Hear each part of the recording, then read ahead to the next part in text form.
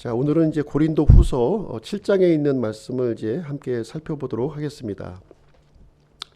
근심과 관련된 주제인데요. 근심과 관련된 주제를 함께 살펴보도록 하겠습니다. 사람들은 근심과 염려 속에서 이제 그 일생을 살아가고 있어요. 어떻게 보면 일생을 근심과 염려 속에서 우리가 살아가고 있는데요. 가장 큰 근심이 이제 무엇입니까? 의식주 문제죠. 의식주 문제. 우리가 이제 무엇을 먹을까, 또 무엇을 입을까, 또 어디에서 살까, 이런 그 일차적인 그 근심이 우리에게 있습니다. 그리고 또 우리는 이제 건강과 이런 그 죽음의 문제로 또 근심하고 있죠. 그렇죠? 우리의 그 육신이 이제 시간이 흘러가면서 점점 이제 약해지고 이제 노화가 이루어지기 때문에 또 이제 닥쳐올 이 죽음의 문제, 죽음의 문제로 우리가 이제 근심을 하게 됩니다. 그리고 우리가 이제 날마다 부딪히는 그 이제 이 관계의 문제, 관계의 문제도 또 우리를 근심하게 하고 있습니다. 그리고 이제 요즘과 같이 이제 한치 앞을 바라볼 수 없는 이 불확실성의 시대를 우리가 살고 있지 않습니까? 그렇기 때문에 우리가 이제 근심과 이런 염려 속에서 살아가고 있습니다. 사실상 우리는 이제 그 매일매일의 삶이 근심과 염려를 떨쳐버릴 수 없는 그런 이제 그 날을 우리가 이제 보내고 있다, 이렇게 볼 수가 있는데요. 이 문제는 나이가 든다고 해서 해결되는 것도 아니고요. 또 돈이 이렇게 많이 우리가 갖고 있다고 해서 해결되지도 않습니다. 높은 지위에 올라간다고 해도 해결되지가 않아요. 오히려 더 큰 근심과 염려가 우리 이제 마음을 장악을 하고 있는 건데요. 사실 이제 사람의 모습을 보면 겉으로 볼 때는 다 평온하고 문제가 없는 것처럼 보이지만 조금만 좀 이제 이렇게 들어가 보면은 아주 그 심각한 근심으로 가득 차 있는 것을 이제 우리는 이제 보게 되는 것입니다. 우리가 예수 그리스도를 믿고 구원을 받았는데요. 구원을 받았다면 이러한 문제에서 또 해방이 될 수 있을까요? 그렇지는 않다는 거죠. 여전히 우리가 예수 그리스도를 우리 통해서 영원한 생명을 우리가 얻었다고 하지만 여전히 동일한 그 이 염려와 근심 속에서 우리가 살아가고 있습니다. 우리가 몸을 입고 있는 한 그런 문제들이 우리를 이제 영향을 미치고 있다고 하는 사실이죠. 그러면 우리가 이제 근심을 해야 됩니까? 근심을 하지 말아야 됩니까? 근심을 하면서 살아야 됩니까? 근심을 하지 말아야 됩니까? 성경은 어떻게 얘기를 하고 있을까요? 성경은 두 가지를 다 말하고 있어요. 근심하라는 말씀도 있고요. 근심하지 말라는 말씀이 이제 두 가지가 다 이렇게 들어 있습니다. 그래서 우리가 이제 근심해야 될 것은 근심해야 되는 것이고요, 마땅히. 또 근심하지 말아야 될 것은 우리가 이제 근심하지 이제 않아야 되겠습니다. 근데 우리가 근심할 것을 근심하지 않게 되면 우리는 이제 낭패를 보게 되는 것이고요. 또 근심하지 않아도 되는 것을 또 근심하게 되면 우리는 그 또 문제가 또 생기는 것을 우리는 이제 발견하게 됩니다. 그래서 오늘은요 두 종류의 근심이라는 제목으로 하나님의 말씀을 이렇게 전해드리도록 하겠습니다. 오늘 제 본문 말씀을 통해서요 8절부터 10절까지 이렇게 내용을 보시게 되면 하나님께서는 우리들에게 두 종류의 근심이 있다, 이렇게 우리에게 알려주시고 있는 거죠. 첫 번째는 뭐냐면 세상의 근심이 있다는 거예요. 세상의 근심. 두 번째는 하나님께 속한 근심이 있다는 겁니다. 하나님께 속한 근심. 이 두 가지 이제 근심을 이제 얘기해주고 있는데요. 이제 오늘 본문 말씀을 먼저 좀 살펴보도록 하겠습니다. 먼저 이제 오늘 이제 7장 고린도후서 7장인데요. 7장의 그 우리가 좀 배경을 좀 이해를 좀 할 필요가 있는 것이죠. 이 고린도 교회는 사도 바울이 이제 개척한 이제 교회가 되겠습니다. 근데 사도 바울이 이제 고린도 교회를 이제 떠나고 난 다음에 이 고린도 교회는 여러 가지 문제가 이제 많이 이제 발생하게 되었습니다. 그 이유는 무엇이냐면 이 교회 안에 거짓 교사들이 이렇게 들어온 거예요. 거짓 교사들이 침투해서 여러 가지 교회 문제를 야기시키게 되었는데요. 교회가 이렇게 분열이 된 거예요. 어떤 사람은 바울파, 어떤 사람은 이렇게 베드로파, 어떤 사람은 아볼로파, 또 심지어 어떤 사람은 나는 그리스도파 이런 식으로 해서 교회가 이제 분열되는 일이 이제 일어났고요. 또 이 음행 사건도 또 교회에 있었어요. 예, 아버지의 그 이제 그 아내 된 분을 이제 그 자식이 이렇게 음행하는 그런 엄청난 일도 일어났습니다. 그리고 성도와 성도 사이에 고소 고발 사건도 이렇게 일어난 거예요. 고소 고발 사건. 그리고 우상의 제물을 이렇게 또 이렇게 먹는 문제도 이렇게 일어나게 되었고요. 심지어 바울의 그 사도권까지 이렇게 문제를 삼는 그런 일들이 이제 일어나게 되었습니다. 또 이제 빼놓을 수 없는 것이 이제 또 돈 문제인데요.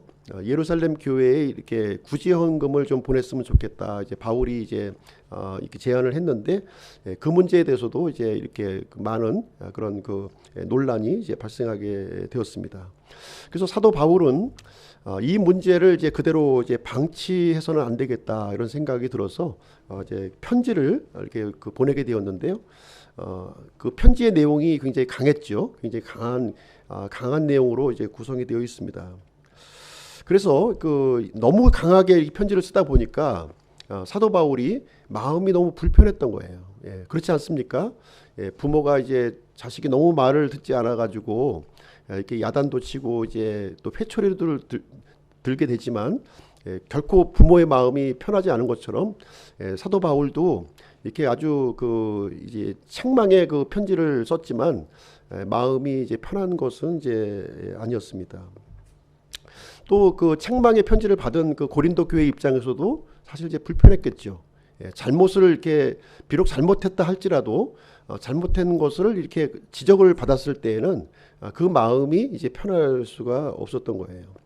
그래서 바울은 이제 어떤 그 해결책을 마련했냐면 편지를 보냈을 뿐만 아니라 디도라고 하는 제자를 이렇게 보낸 거예요. 디도라고 하는 제자를 이 편지와 함께 고린도 교회에 이제 보내게 되었는데요. 그 내용이 이제 고린도후서 2장에 좀 기록이 되어 있습니다. 고린도후서 2장을 가서 보시게 되면 고린도후서 2장 13절 말씀을 보시게 되면요. 13절 14절 한번 보겠습니다. 또한 내가 그리스도의 복음을 선포하려고 드로아의 이름에 주께서 내게 문을 열어주셨으되 내 형제 디도를 만나지 못하였으므로 내가 내 영 안에서 안식을 얻지 못하여 그들과 작별하고 거기서 마케도니아로 들어갔노라. 여기 보시면 이제 사도 바울이 지금 어디에 위치하고 있었냐면 드로아라고 하는 지역에 위치하고 있었던 거예요. 드로아. 이 드로아는 이제 그 소아시아 그 지역에 있는 이 에게해 이제 근방에 있는 도시예요. 그리고 에게해를 이제 사이로 두고 이 에게해를 건너가면 마케도니아, 유럽인 거죠. 유럽과 이제 그 사이인데 지금 이제 드로아는 소아시아에 있는 지역이고요. 이제 사도 바울은 이렇게 그 드로아에서 이 디도를 만나기로 한 겁니다. 디도. 고린도 교회에 보냈던 이 디도를 이렇게 만나려고 했는데 그 만남이 성사가 되지 못했어요.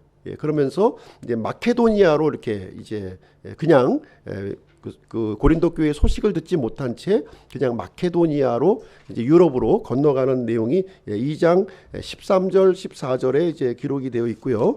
그러면서 7장에 와서 이제 마침내 그 드로아에서 만나지 못했던 그 디도를 이제 마케도니아 유럽에 이제 넘어가서 이제 디도를 만나는 장면이 여기에 이제 7장에 언급이 되어 있는 그 내용이 이제 되겠습니다. 6절 7절 한번 볼게요. 7장 6절 7절. 그럼에도 불구하고 낙담한 자들을 위로하시는 하나님께서 디도를 오게 하사 우리를 위로하시되 그를 오게 한 것뿐 아니라 그가 너희 안에서 위로받을 때에 얻은 그 안위로 위로하셨나니 그가 너희의 간절한 소망과 너희의 애곡과 나를 향한 너희의 뜨거운 마음을 우리에게 고하였으므로 내가 더욱 기뻐하였느니라 이렇게 기록하고 있습니다. 마침내 이제 고대하던 디도를 이제 사도 바울이 이제 만나게 되었는데요. 이 디도는 고린도 교회의 소식을 이제 가지고 온 거예요. 소식을 이제 가져왔는데 그 소식이 굉장히 긍정적인 소식을 이제 가져왔다는 것이죠. 긍정적인 소식을 가져왔어요. 그래서 이 고린도 교회의 이 간절한 소망 그리고 고린도 교회의 애곡, 슬퍼하는 거죠. 슬퍼함과 그리고 나를 향한 너희의 뜨거운 마음을 이제 이 디도가 바울에게 이제 보고한 내용을 이제 여기서 언급을 해주고 있으면서 바울이 참 이 디도의 보고를 듣고서 너무나 기쁨 가운데 있는 이 내용을 여기서 얘기해 주고 있습니다. 이 고린도 교회는요, 이 사도 바울이 편지를 보낸 다음에 참 어떻게 이 편지에 대해서 어떻게 이 사람들이 반응할까 이렇게 참 노심초사하고 있었는데, 아주 이 디도를 통해서 들은 내용을 이제 보시게 되면 완전히 고린도 교회가 달라진 모습으로, 예전에 바울이 처음에 개척했을 당시에 그 모습으로 돌아갔다 하는 소식을 이제 여기서 듣고 있는 것입니다. 그래서 바울의 근심이 한순간에 그냥 확 사라져 버린 거예요. 완전히 사라져 버리고 이제 안심하게 되었고 아주 기쁨을 이제 갖게 되는 내용을 여기서 얘기해 주고 있습니다. 8절 말씀 한번 보실게요. 8절.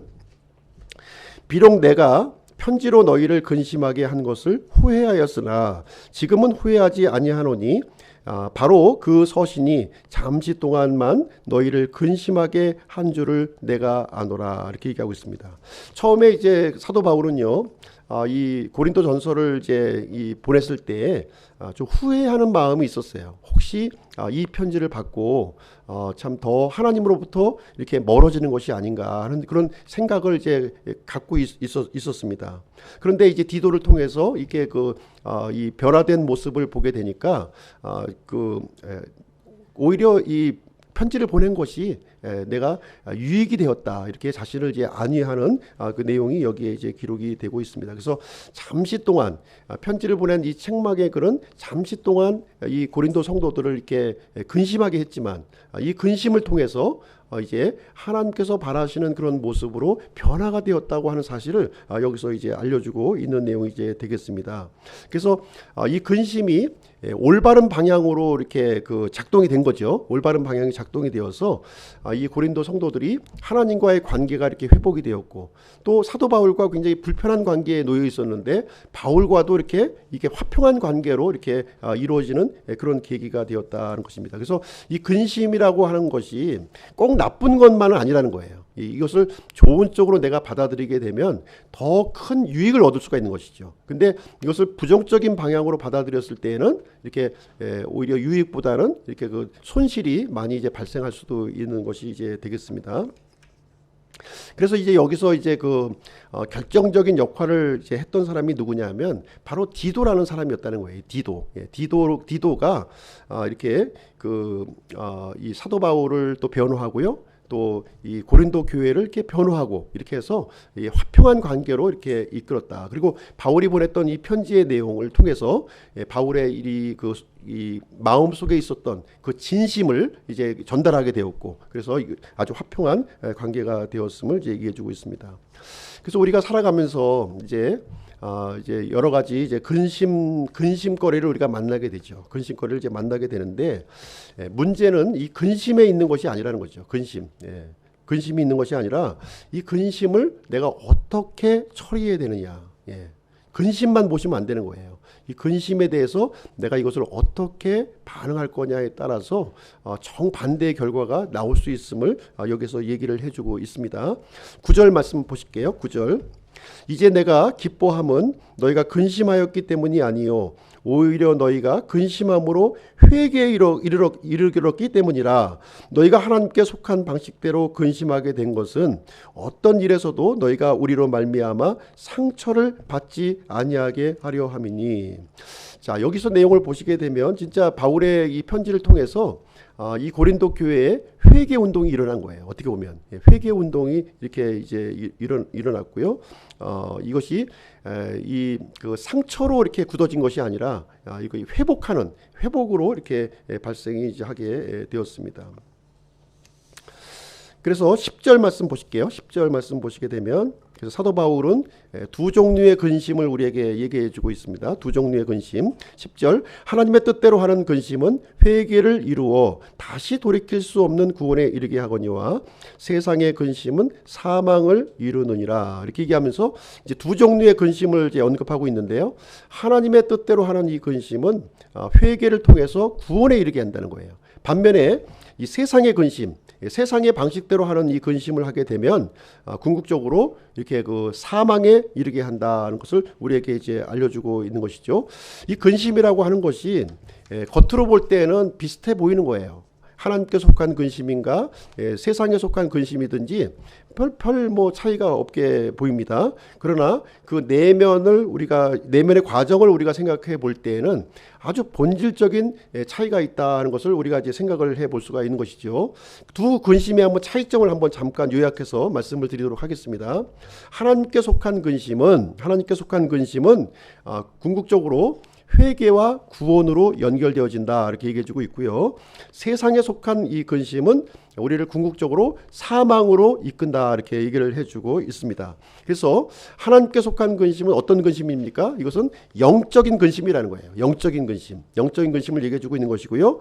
세상의 근심은 이런 육신적인 근심을 우리에게 알려주고 있는 것입니다. 그 실체가 이제 영적으로 접근하느냐, 육신적으로 접근하느냐에 따라서 이게 달라진다고 하는 사실이에요. 그래서 하나님께 속한 근심은 우리가 어떻게 접근을 해요? 영적인 근심이기 때문에 하나님의 도우심을 우리가 구하게 된다는 거예요. 하나님의 도우심을, 이 근심에 대해서 하나님의 도우심을 구하게 된다. 그렇게 되면 이 근심을 통해서 하나님과의 관계가 내가 회복이 되는 거예요. 하나님과 더욱더 가까워지면서 하나님과의 관계가 회복이 되어지고 또 사람들과의 관계까지도 이렇게 회복지어지는 그러한 일로 이루어지게 된다. 반면에 이 육신적인 근심으로 이렇게 접근을 하게 되면 어떻게 됩니까? 육신적인 접근은 하나님의 도우심을 안 구하는 거죠. 그래서 내 스스로 해결하려고 해요. 내 스스로 이 문제를 해결하려고 하기 때문에 하나님과의 관계가 멀어지고 사람들과의 관계도 이렇게 멀어지게 되는 그런 일이 이제 발생하게 되는 것입니다. 그래서 세상에 이 근심을 하게 되면 결국은 육신의 열매를 우리가 맺게 되는 거예요. 후회와 낙심과 절망과 궁극적으로 사망에 오늘날 우리 주변에 많은 사람들이 우울증에 이렇게 많이 걸려서 고통을 이제 받고 있는데요. 왜 우울증이 걸립니까? 이런 육신적인 근심을 하고 있기 때문에 이것이 우울증으로 연결이 되는 거예요. 아주 심각한 육체의 질병까지도 이루어지게 되고요. 정신적인 질병으로까지 이어지는 모습을 우리는 보게 됩니다. 그러나 이것을 영적인 근심으로 내가 이제 받아들이게 되면 우리는 어떻게 돼요? 하나님의 도우심을 절실하게 우리가 구하게 되는 거예요. 그렇게 되면 하나님과 점점 가까워지면서 하나님과의 관계가 회복이 되어지고 그것을 통해서 사람들과의 관계도 확장되어서 해결이 되어지면서 우리에게 기쁨과 위로와 소망이 이 바울이 경험했던 그 일이 우리에게 이제 발생이 되는 것을 우리는 이제 볼 수가 있습니다. 그래서 오늘 성경을 통해서 이 두 종류 근심의 예를 한번 좀 이제 말씀을 드릴게요. 두 종류의 근심을 성경에서 얘기하고 있는데 그 예를 먼저 말씀드리겠습니다. 먼저 하나님께 속한 근심을 했던 사람들 두 사람을 제가 소개를 좀 해드리도록 하겠습니다. 첫 번째 사람은 누구냐? 바로 다윗이에요. 다윗은 하나님께 속한 근심을 했던 사람인데요. 우리 시편 32편으로 한번 가서 보시겠습니다. 시편 32편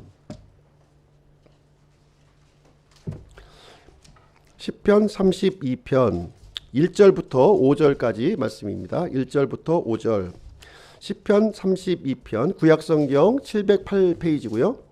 이 다윗의 시편인데요. 밧세바와 이게 간음한 사건 이후에 다윗이 기록한 시편이 되겠습니다.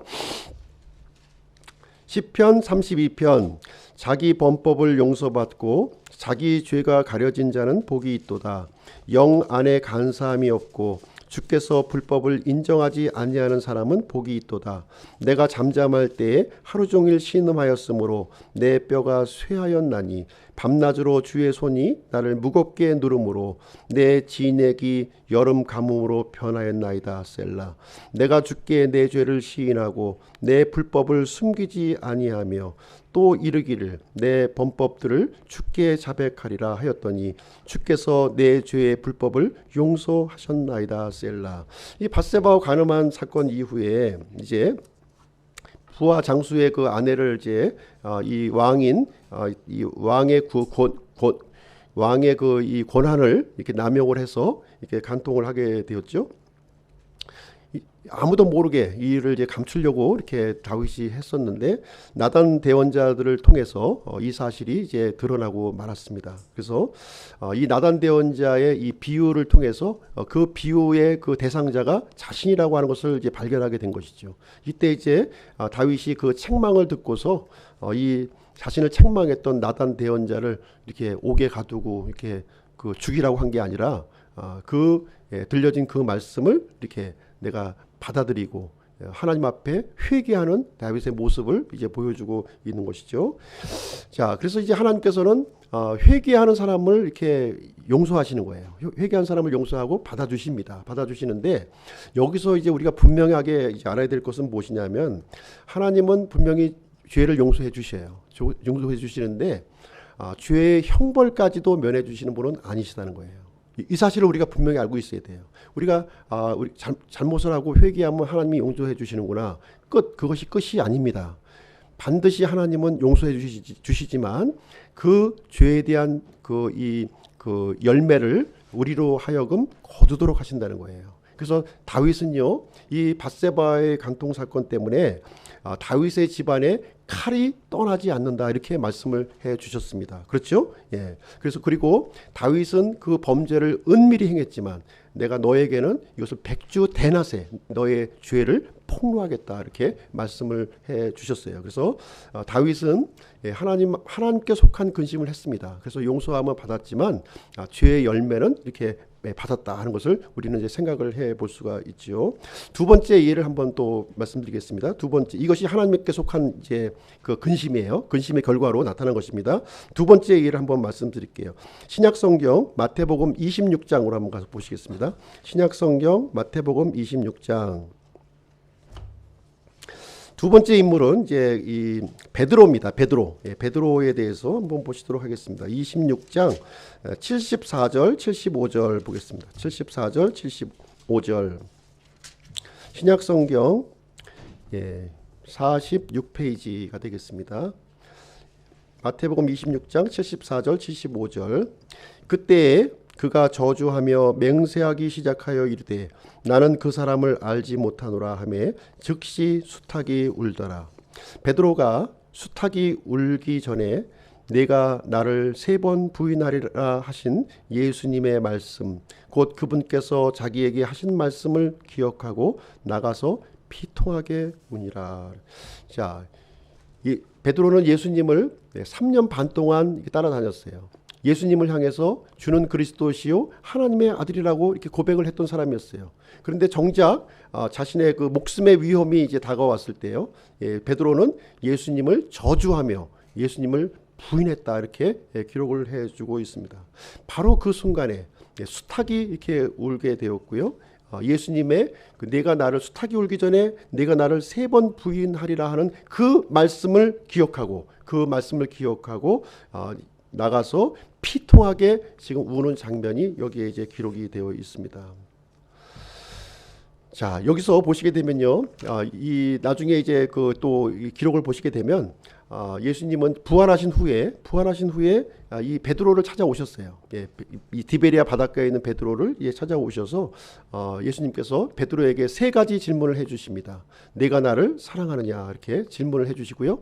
베드로는 그때 이 똑같은 대답을 이제 예수님에게 3번 대답하는 장면이 기록이 되어 있습니다. 제가 주님을 사랑하시는 줄 주께서 아십니다. 이렇게 얘기를 해주십니다. 그때 이제 예수님께서 해주셨던 말씀은 무엇이냐면 베드로의 이 그 회개를 예수님은 받아주셨어요. 분명히 받아주셨지만 죄의 열매는 베드로로 하여금 거두게 하셨다는 거예요. 뭐라고 말씀하시냐면 이렇게 말씀하셨습니다. 요한복음 21장 18절에 보시게 되면 다른 사람이 내게 띠를 띄워 내가 원하지 않는 곳으로 너를 데려가리라 이렇게 말씀해 주시면서 이 죄의 열매는 거두게 하시고 그리고 죄는 회개한 죄에 대해서는 용서해 주시는 주님이시구나 하는 것을 알 수가 있고요. 바로 이것이 하나님께 속한 회개라는 거예요. 하나님께 속한 근심을 여기서 이제 우리 성경에서 알려주고 있는 내용이 되겠습니다. 하나님께서는 우리가 회개하게 되면 우리를 용서해 주시고요. 또 우리에게 새로운 기회를 주시는 분이십니다. 그러나 죄의 열매는 반드시 우리로 하여금 거두게 하시는 분이라고 하는 사실을 우리가 기억해야 될 필요가 있는 것이죠. 두 번째는 이제 세상의 방식으로 근심했던 사람, 세상의 방식대로 근심했던 사람 두 사람을 좀 한번 소개를 해드리도록 하겠습니다. 첫 번째 인물은 누구냐 하면은 바로 에서라고 하는 사람입니다. 에서 히브리서 12장으로 한번 가서 보실게요. 히브리서 12장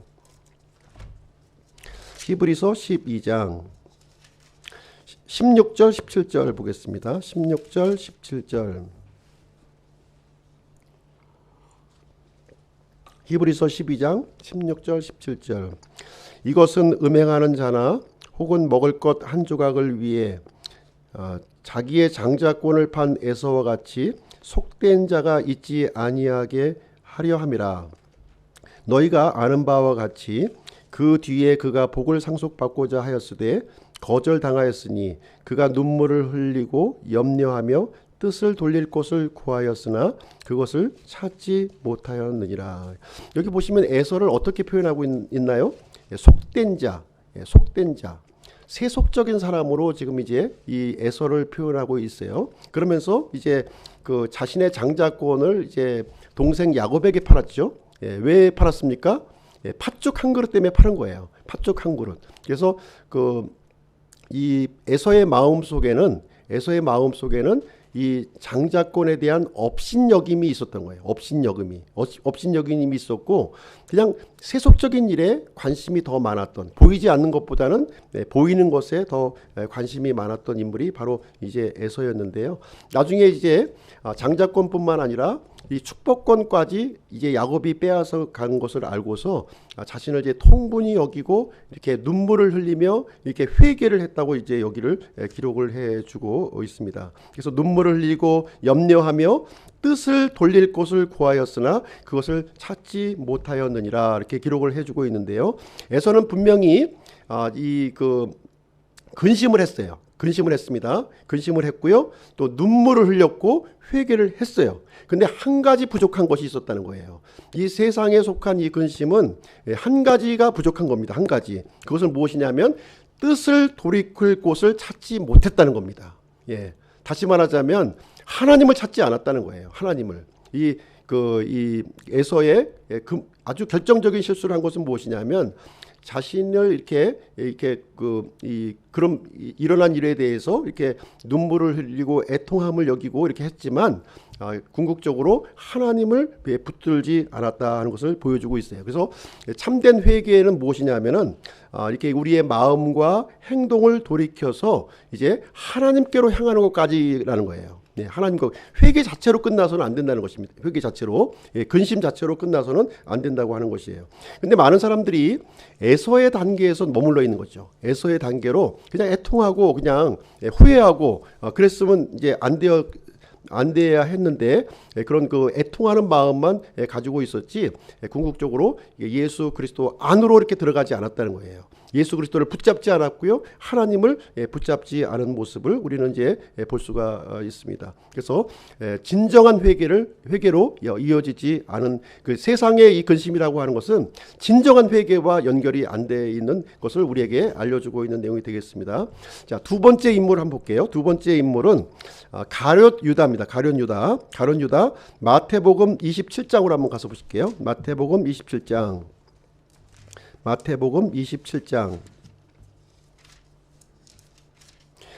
3절 5절까지 한번 보겠습니다. 마태복음 27장 3절부터 5절까지 말씀 보겠습니다.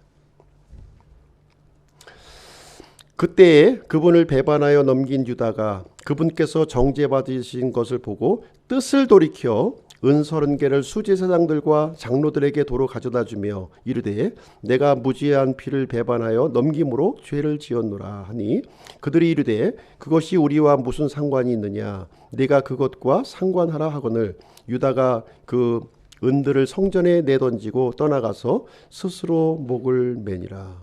자, 여기 보시면 이제 유다가 예수님을 배반했죠. 예수님을 배반했고요. 그 다음에 자신이 잘못한 사실을 깨달았어요. 자신이 잘못한 사실. 그 다음에 그 일을 가지고 근심을 했습니다. 근심을 했고요. 그 다음에 회개까지 했다고 지금 여기 기록이 되어 있어요. 회개까지 이렇게 진행을 했습니다. 그래서 4절 말씀이 이렇게 얘기하고 있습니다. 내가 무지한 피를 배반하여 넘김으로 죄를 지었노라. 자신의 죄를 인정하고 자복하는 유다의 모습을 여기서 기록을 해주고 있습니다. 근데 유다의 결정적인 잘못은 어디에 있습니까? 예수님께로 향하지 않았다는 거예요. 예수님께로 향하지 않았다는 것을 여기서 얘기해주고 있어요. 그래서 유다는요, 인간적인 자책과 이런 후회를 했어요. 분명히 했습니다. 자신이 잘못한 거에 대해서 자백하기까지 이렇게 했지만 이 빛으로 나와서 예수님을 붙들지 않은 유다의 모습을 우리에게 보여주고 있습니다. 그래서 우리가 예를 들어서 이제 도둑질을 했어요. 도둑질을 하고서 회개를 했다면 이제 다시 도둑질을 하지 않는 것이죠. 예, 다시 도둑질을 하지 않는 거예요. 근데 여기서 끝나는 것이 아니라 예수 그리스도를 붙들어야 된다는 거예요. 예수 그리스도를 붙드는 것까지 가야 되는 겁니다. 예, 음행의 죄를 이렇게 회개했다면 다시는 음행의 죄를 하지 않는 것이고요. 예수 그리스도를 또 붙드는 겁니다. 예, 거짓말을 우리가 회개했다면 또 거짓말을 다시는 하지 않는 것이고요. 우리 예수 그리스도를 붙드는 것으로 나타나야 된다고 하는 것입니다.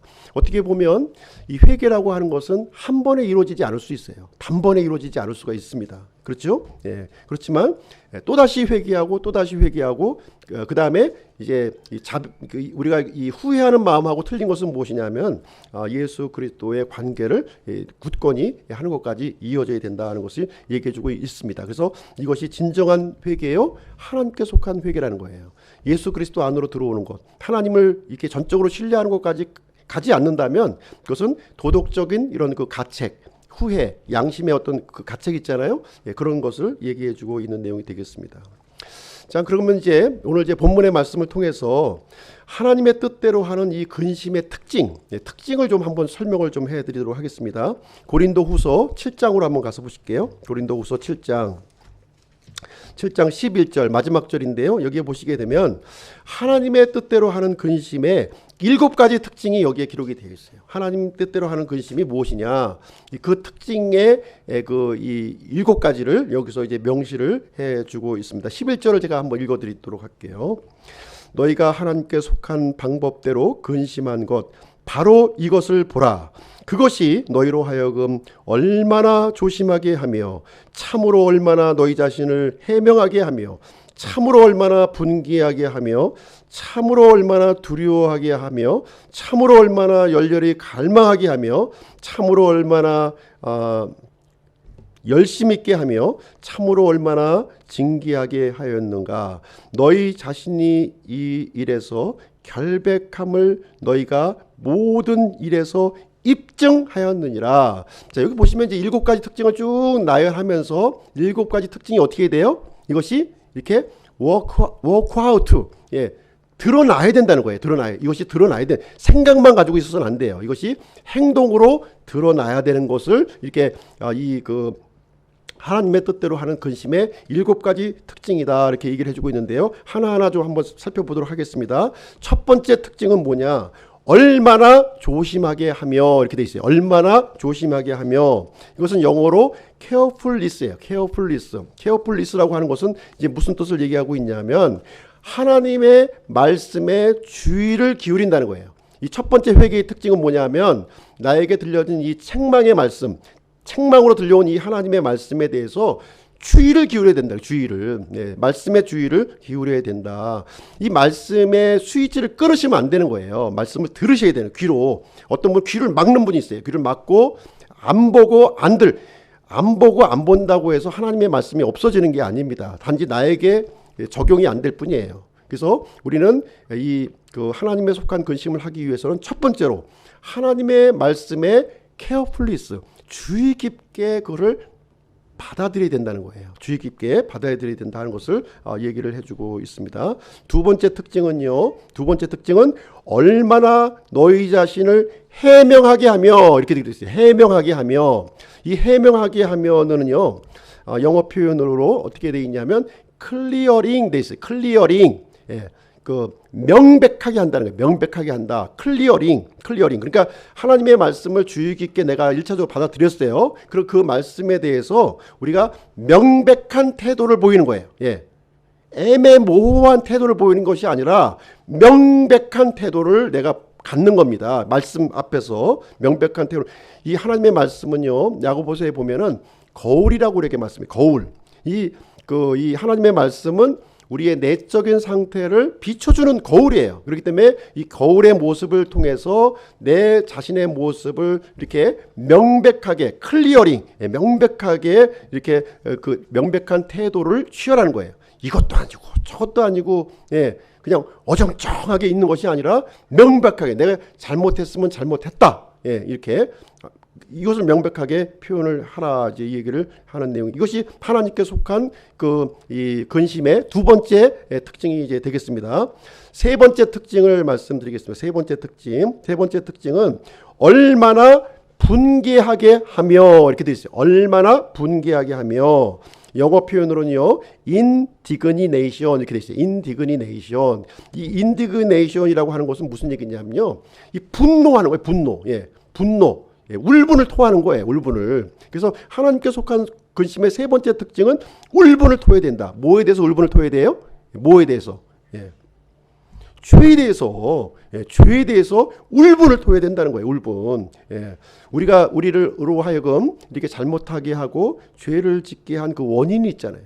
그 원인이 있단 말입니다. 그 원인에 대해서, 이 죄의 원인에 대해서 우리가 울분, 분개하는 마음을 우리가 가져야 된다, 이렇게 얘기를 해주고 있습니다. 이 모든 일이 그 대부분 이 마귀의 관계로 이루어지는 거예요. 마귀의 관계. 그 영적인 실체를 우리가 볼 때 우리는 분개하게 되는 거예요. 분개하게. 속았구나. 내가 속았어. 진실된 모습은 그게 아니었는데 속았어. 그러니까 이 사도 바울과 고린도 교회 사회에는 오해가 있었던 거예요. 서로가 오해가. 물론 고린도 교회가 잘못한 부분도 있었지만 오해가 있는 부분이 있었다는 거예요. 그래서 그 이 서로의 진심을 이렇게 확인하게 되는 순간, 그 진짜 문제가 되었던 그 실체를 바라보게 되었고요. 거기에 대해서 분개하는 마음을 가졌다는 거예요. 사도 바울에서 분개하는 마음이 아니라 그렇게 만들었던 그 이 원인 제공자에 대해서 분개하는 마음, 거짓 이 교사들, 그런 사람들에 대해서 가졌다 하는 것이 되겠습니다. 이것이 세 번째 특징이 이제 되겠습니다. 그 실체, 영적인 실체를 알아야 된다는 거예요.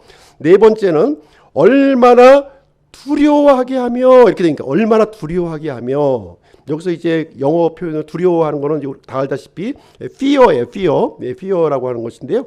이 두려움을 갖는 겁니다. 두려움. 우리가 두려워할 분은 누구신가요? 하나님이세요. 하나님을 두려워해야 된다는 거예요. 이제 그 죄를 일으키게 한 영적인 실체를 발견했다면 누구를 봐야 된다는 거예요? 하나님을 봐야 된다. 이 거룩하신 하나님을 우리가 향해야 된다는 거예요. 그렇죠? 그래서 이 네 번째 특징이 여기에 이제 그 하나님께 속한 근심을 하는 내용이 이제 되겠습니다. 그래서 문제를 일으킨 원인은 이 마귀요. 그 다음에 이 문제보다 더 크신 분이 누구예요? 더 크신 분이 바로 하나님이시다. 그 하나님을 우리가 두려워하는 마음을 가져야 된다는 거예요. 이 에서 같은 경우는 하나님을 두려워하는 것이 아니라 하나님을 이렇게 업신여기는 마음이 그 속에 있었다 하는 것입니다. 그래서 우리가 하나님께 우리의 눈을 고정시키는 것이 아주 그 중요한 그 이 하나님께 속한 근심의 그 네 번째 특징이 이제 되겠습니다. 다섯 번째 특징을 말씀드릴게요. 다섯 번째 특징은 뭐냐? 얼마나 열렬히 갈망하게 하며, 이렇게 되니까요. 얼마나 열렬히 갈망하게 하며, 여기 영어 표현으로는요, 베히먼트 디자이어 이렇게 돼 있어요. 베히먼트 디자이어. 이것은 이제 무슨 얘기냐면요, 마치 사슴이 시냇물을 갈급하는 것과 같이 그런 그 갈망을 얘기하고 있는 거예요. 갈망. 그 영적인 갈망을 얘기하고 있는 거예요. 열정인 갈망. 그 갈망을 우리에게 얘기해주고 있는 내용이 되겠습니다. 우리에게 이렇게 근심에서 해방시켜 주실 분이 누구예요? 하나님밖에 없는 거예요. 하나님의 능력을 갈망해야 되는 거예요. 내 힘으로는 벗어날 수가 없어요. 이 근심에서. 일생 동안 붙잡고 있는 이 근심, 내 힘으로 가능합니까? 불가능해요. 누구의 힘으로만 가능해요? 하나님의 힘으로만 가능하다는 거예요. 예수 그리스도의 보혈의 능력을 통해서만, 그것을 덧입을 때에만 우리가 가능하다. 그래서 이 영적인 갈망, 우리가 육신적인 갈망도 있지요. 그렇죠? 육신적인 갈망도 있고 영적인 갈망도 있어요. 그런데 육신적인 갈망이 강하면 강할수록 우리는 근심하게 되는, 세상에 속한 근심을 하게 되는 겁니다. 그러나 우리가 영적인 갈망이 육신의 갈망을 압도해 버릴 때 이것이 바로 그 하나님을 열렬히 갈망하는 마음이 우리 안에 생겨난다는 것을 얘기를 해주고 있는 거예요. 이것이 5번째 특징이 되겠습니다. 그 다음에 6번째 특징은 무엇이냐면, 6번째 특징은 얼마나 열심 있게 하며, 이렇게 기록이 되어 있어요. 이것은 영어 표현으로 어떻게 표현이 되어 있냐면 질로스, 그 질투라는 말 아시죠? 질투한다. 이 질이 이 질투라는 뜻이에요. 그러니까 우리가 이제 우리말로는 지금 이제 그냥 열심히 있게 한다. 뭘 열심히 있게 하는 거지 좀 이제 딱 와닿지 않는데, 질투라고 하는 단어예요. 질투. 하나님은 어떤 하나님이세요? 질투하시는 하나님이세요. 우리가 하나님께 눈을 고정하지 아니하고 다른 것에 눈을 고정할 때 하나님은 우리를 질투하신다는 거예요. 질투하시기까지 우리 사랑한다는 거예요. 우리가 연인 관계에 이렇게 있을 때 내 애인이 나를 바라보지 않고 딴 남자를 바라볼 때 그때 들어가는 마음, 그 마음이 질투예요. 하나님은 우리가요, 주목하기를 원하신다는 거예요. 하나님만 주목하기를 원하신다는 거예요. 한눈 파는 거 어째 나만 바라보라는 거예요. 나만. 나 외에 다른 거 바라보지 말라는 거예요. 하나님께 속한 마음은요, 전적으로 하나님께 이렇게 집착하는 이 마음을 얘기하고 있는 거예요. 하나님 아니면 안 됩니다. 하나님 안 된다는 거예요. 여러 가지 방법 중에 하나님이 한 방법이 아니라 하나님 아니면 우리가 안 됩니다 하는 이 질투하는 마음을 여기서 이제 열심히 한다 이런 표현을 얘기해 주고 있어요. 그래서 하나님은 우리가 이게 배타적인 관계에 있기를 원하는 거예요. 여러 신 중에 하나님 한 분 이렇게 섬기는 것이 아니라 진짜 독보적인 하나님, 그 하나님이 되기를 우리에게 원하고 계신다. 그래서 하나님께 속한 이 근심이 그 6번째 특징을 갖고 있는 것이고요. 마지막으로 7번째 특징은 무엇이냐? 7번째 특징은 얼마나 징계하게 하였는가, 이렇게 얘기를 해주고 있어요. 얼마나 징계하게 하였는가. 여기서 이제 영어 표현으로는요, 리벤지라고 하는 그 영화 제목도 있었어요. 복수라는 말 아시죠? 복수한다는 뜻이에요. 복수 또는 이제 보복한다는 뜻이 이제 리벤지라고 하는 뜻인데요. 이것은 무슨 얘기냐면, 내가 지은 죄를요, 이렇게 내가 지은 이 잘못을 복수하는 거예요. 내가 지은 이 죄를 증오하는 겁니다. 증오하는 거예요. 할 수도 있었던 게 아니라 증오해야 된다는 거예요. 증오. 복수하는 마음을 가져야 된다는 7번째 특징이 바로 이것을 얘기를 해주고 있어요. 하나님께서는 우리 죄를 이렇게 용서해 주시기 위해서 누구에게 복수를 했습니까? 예수님을 십자가에 내주셨잖아요. 우리가 구원을 받은 것은 이제부터 너 지금까지 지은 죄 없던 거로 해줄게, 이게 아니에요. 예수님의 십자가에 내어주시는 그 형벌적 심판을 집행하심으로 말미암아 우리를 구원해 주셨다는 거예요. 우리 구원은 값싼 구원이 아니에요. 값싼 구원이 아닙니다. 그냥 죄 안 지은 걸 해줄게, 이게 아니라니까요. 엄청난 대가를 하나님께서 지불해 주셨다는 거예요. 우리가 죄를 지을 때 그런 마음을 가지라는 겁니다. 그런 마음. 내가 이 죄를 짓고 이렇게 하나님의 명령을 어긴 것은 예수 그리스도를 또다시 십자가에 못 박는 일이라는 거예요. 대못을 꽝꽝꽝 박는 일이다. 이 얘기를 해주고 있는 거예요. 이것이 바로 하나님께 속한 근심의 7번째 특징을 우리에게 얘기를 해주고 있는 것입니다. 그래서 우리는요, 형벌적 용서를 받은 사람들이에요. 이 사실을 잊으시면 안 된다고 하는 사실입니다. 그래서 하나님께 속한 이 근심이라고 하는 것은 단순히 죄에 대해서 내가 후회하는 마음, 이게 아니라는 거예요. 이게 아니라 뭐예요? 죄를 증오하고 미워하고 복수하는 마음이 우리에게 있어야 된다, 이렇게 이해하고 있습니다. 그래서 오늘날 보시게 되면 그리스도인이라고 이제 얘기하면서 저도 포함해서 마찬가지입니다. 너무 쉽게 죄를 짓고 너무 쉽게 자백하는 사람들이 너무나 많다는 거예요. 너무 쉽게 죄를 짓고 죄를 지면 또 자백하면 되지. 요한일서 1장 9절 자백하면 용서해 준다고 했는데 또 자백하면 돼. 이런 생각으로 죄를 짓고 합리화하는 사람들이 너무나도 많이 있다고 하는 사실입니다. 그래서는 안 된다는 거죠. 죄가 얼마나 중하고 얼마나 무거운가를 우리가 인지를 한다면 이렇게 부득이하게 우리가 죄를 지을 수 있을지는 모르겠지만 너무 쉽게 죄를 지을 수는 없다, 이렇게 말씀을 드리는 거예요. 자, 그래서 이것이 바로 이제 이 11절 말씀, 그 7장 11절 말씀이 어떻게 보면 가장 중요한 말씀인데, 우리가 그냥 이렇게 평상시에는 이렇게 넘어가는 그런 말씀이었어요. 넘어가는 그런 말씀이었지만 굉장히 중요한 이 영적인 그 진리를 우리에게 알려주고 있고요. 이것이 바로 하나님께 속한 이 근심, 특징 7가지를 우리에게 알려주고 있다. 그래서 이것을 하나님은 받아주신다는 거예요. 이런 근심을 받아주시고 또 회개로 인도해 주시, 회개의 영을 부어주시는 겁니다. 그래서 또 이제 이 생명으로, 구원으로 우리에게 이끌어 주시는 내용이 되겠습니다. 그래서 이 고린도 교회는요, 이런 일이 일어났다는 거예요. 이런 일이. 또 바울의 편지를 통해서, 디도의 그 이 중재를 통해서 이 놀라운 회개의 역사가 이제 고린도 교회에 일어나게 되었고, 하나님과의 관계가 회복이 되었고, 또 바울과의 관계가 회복이 되었고, 고린도 교회 안에 많이 분열되어 있던 그 성도들 간의 이런 그 관계가 다시 회복되는 놀라운 일이 일어나게 되었습니다. 그래서 우리에게도 주신 말씀이에요. 우리에게 역사적인 사실을 알려주는 것이 아니라, 우리도 현재 살고 있는 우리 그리스도인들도 이것을 적용하고 실천할 것을 얘기해주고 있는, 저절로 이루어진 거 아무것도 없어요. 진짜 그 아까 시편 32편에서 얘기한 것처럼 내 뼈에 치맥이 참 할 정도의 그런 그 이 고통스러운 그런 과정을 겪지 않으면 이루어지지 않는 거예요. 이루어지지 않습니다. 그 본심이 전달되겠어요?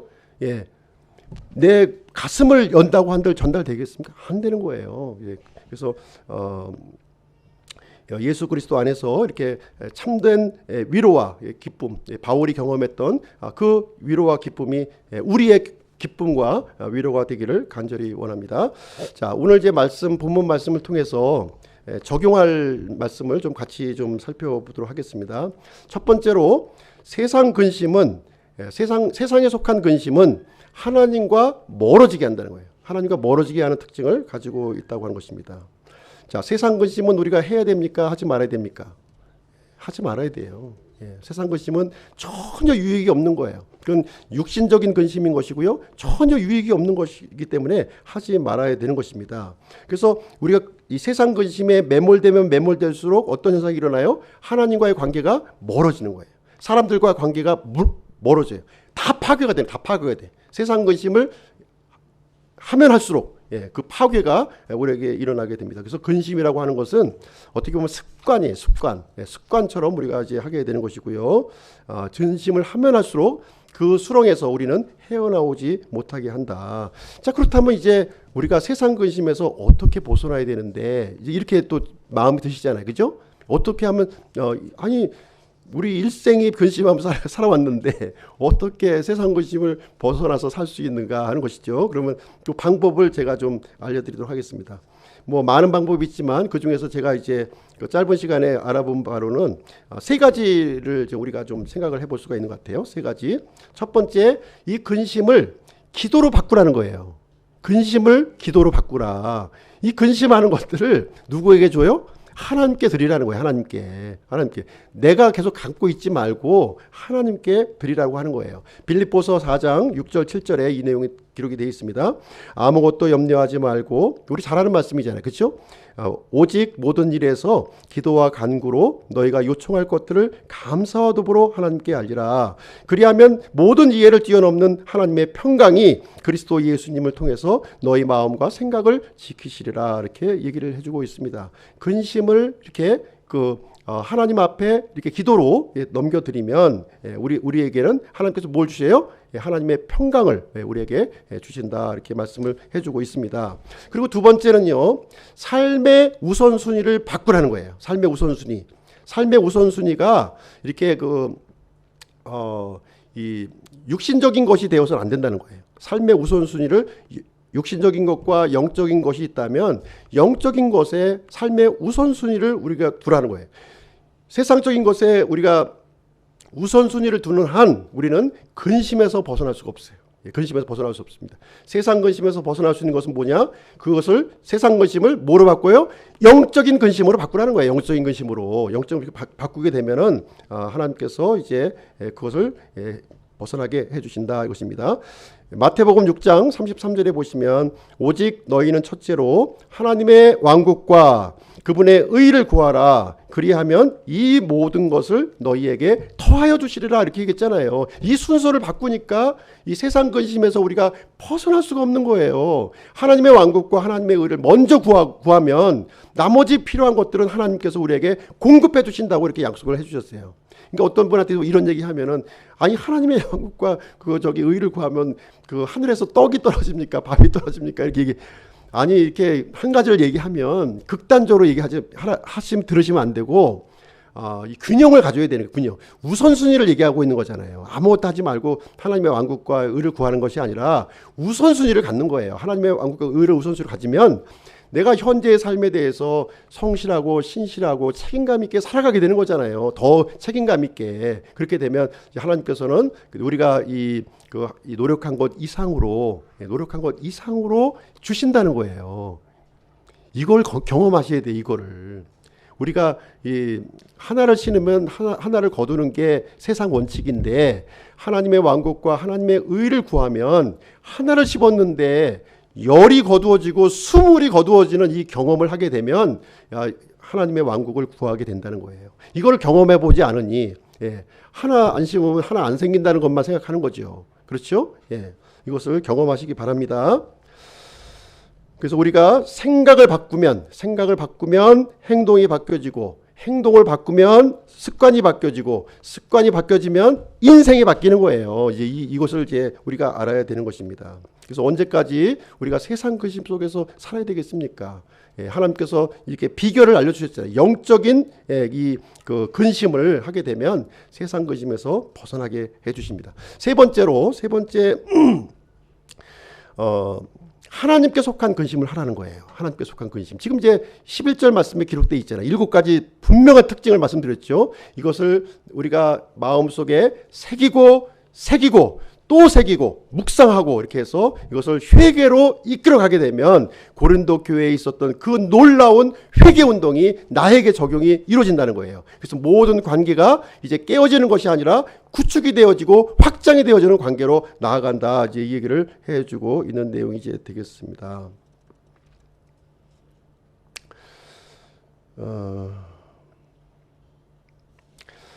그리고 우리가 이 문제보다 크신 하나님을 항상 보시기 바랍니다.